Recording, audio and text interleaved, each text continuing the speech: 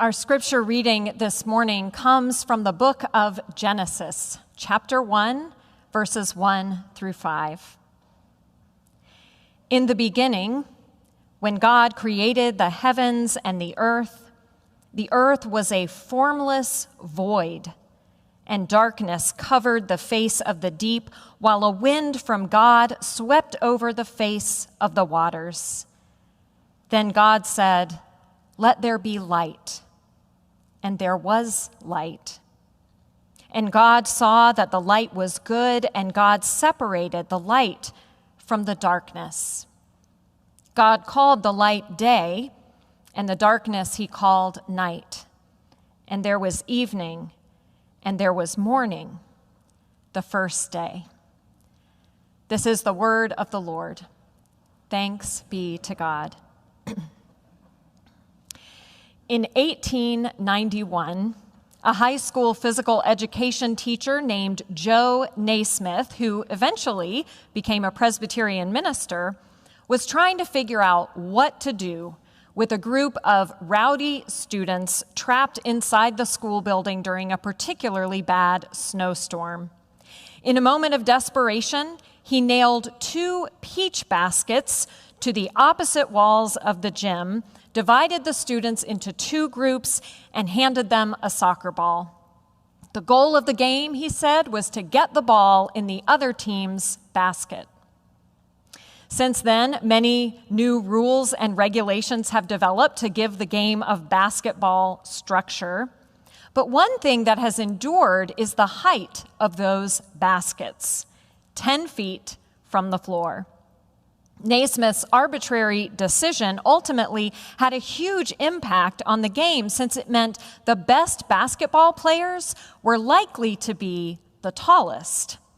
Eventually, those tall players figured out the art of the slam dunk, which quickly became controversial. For a time, it was forbidden in the NBA, but eventually it was balanced out by the introduction of the three-point shot. The three-pointer was the great equalizer in the game of basketball, since it got players away from the basket. It also meant that a player smaller in stature, like, for example, Steph Curry, could score as many points as a big man like LeBron James, who can muscle his way up to the basket or dunk a basketball with apparent ease.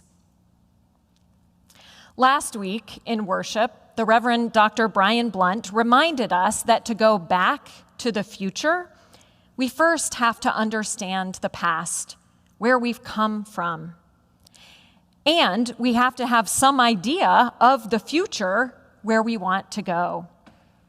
Understanding an origin story of a sport or an institution or even of humanity itself gives us unique insight into the past and the future, which is one reason why it's important for us to read the book of Genesis from time to time. It's an easy text for us to dismiss. After all, most of us have been exposed to enough science that we could never believe the world was literally created in 7 days. So, as modern listeners to this text, we have to start by acknowledging what it is not. It is not science. It was never meant to be a factual, literal account of how the earth and everything in it came to be. It is also not myth. It is not simply a story that contains enduring truths about creation and humanity and God's relationship to it all. So, if it's not science and it's not myth, then what is it? Old Testament scholar Walter Brueggemann suggests that this text, like all biblical texts, is theology. It teaches us something about God. And rather than answering the question, how did the world come to be? This text is seeking to answer the question, who is God? And how is God involved with the world and its creatures? Within this theological framework, says Brueggemann, the book of Genesis, and especially the account of creation, is proclamation. This text proclaims a foundational theological truth that from the beginning of everything we know, behind and above and underneath and around and within all the world, God is. The movement Peace Child grew out of the Cold War in the 80s and its threat of nuclear annihilation. The name comes from the story of rival tribes in Papua New Guinea that would trade a child, a peace child, with each other as a way of stopping the tribes from attacking the other. This contemporary version of that story brought together American and Soviet teenagers to rehearse and perform a musical about nuclear war. After performing in a production of Peace Child in my hometown as a teenager, I spent a month one summer in the Soviet Union, rehearsing and performing with peers from all over America and the USSR. As I reflect on that experience now, what strikes me about it is how much Peace Child played on people's fears. The musical was designed to raise the anxiety of the audience, to show that the threat of nuclear war was imminent, and to prove that such a war could be the end of us all. Although the book of Genesis tells the story of the beginning of the universe and God's relationship to humanity, it was, of course, created and written in a particular historical moment. And that was a moment that felt like the end for God's people. Scholars believe that this text was written down in its current form in the 6th century BCE, and that what prompted people to write it down was the experience of the exile, when the Babylonians attacked and destroyed Jerusalem, killing many of its leaders along with wealthy, powerful citizens, and deporting those who were left to Babylon to live in exile among their enemies, while the poorest of the Israelites were left behind. This event threw everything the people thought they knew about themselves and their God into question. And it was in this time of violence and despair and total uncertainty about the future that the stories of Genesis were written down. It turns out that this time of chaos and uncertainty created the conditions for God's people to rethink and to proclaim what they knew and understood and believed about God. Out of this season, we get this extraordinary account of creation in which God takes the raw, disordered, chaotic stuff of the universe and fashions the world as we know it. That stuff is described in Genesis 1 with the Hebrew phrase tohu vavohu, which is translated formless void, or sometimes wild and waste. Tohu vavohu is a rare phrase in the Old Testament. It only appears 2 other times, in Isaiah 34 and Jeremiah chapter 4. In both cases, the prophets use this phrase to try and put words to the time of the exile, this time of utter chaos when God's people are under assault from enemies within and without, chaos that ultimately leads to formless void or wild and waste, the tohu vavohu of exile. And it is there, in the midst of the despair of a people cut off from their land and their homes and their God and each other, that the creation story in Genesis emerges. It is a story of God who has the power to take the tohu vavohu, the stuff of chaos and despair, and turn it into something ordered and extraordinary and life-giving and endlessly wondrous, light and dark, sea and dry land, plants and animals, even humanity itself, created in God's own image. But notice that the description of creation in these first few verses does not play on people's fears. Instead, these first lines of the Bible offer a proclamation of comfort. Genesis 1 proclaims that at the beginning of the creation of the universe, God is and God creates, using the tohu vavohu, the very chaos and wildness itself. From the wild waste, God creates everything. It is when they were most filled with anxiety, most uncertain about their future, most unclear about who was in charge and what that meant, that our ancestors needed the proclamation of Genesis 1. In the beginning was God and the tohu vavohu. And God took that tohu vavohu and from it made something wondrous.